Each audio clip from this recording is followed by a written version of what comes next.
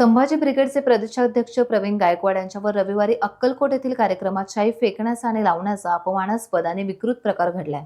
त्यामुळे मराठा समाज आता आक्रमक झालाय। घटनेचा सर्व स्तरातून निषेध केला जातोय। मराठा समाजाची सोलापुरात बैठक पार पडली आणि या बैठकीत 18 जुलै रोजी अक्कलकोट बंदचं आवाहन करण्यात आले।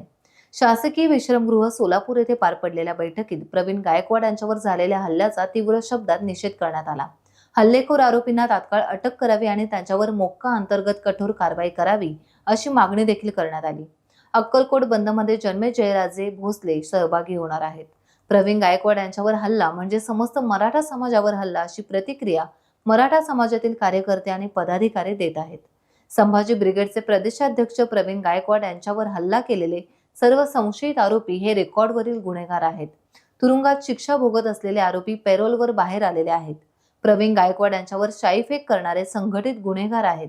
त्यांच्यावर मोक्का अंतर्गत कारवाई होत नाही तोपर्यंत मराठा समाज गप्प बसणार नाही। अक्कलकोट बंद नंतर सोलापूर बंद आणि त्यानंतर मोठमोठे मोर्चे काढणार आहोत असे सकल मराठा समाजाचे माऊली पवार, मराठा क्रांती मोर्चाचे दिलीप कोल्हे यांनी म्हटलं आहे। टाइम्स डिजिटलला लाईक करा, शेअर करा, सबस्क्राईब करा आणि बेल आयकॉन दाबायला विसरू नका। Times digital.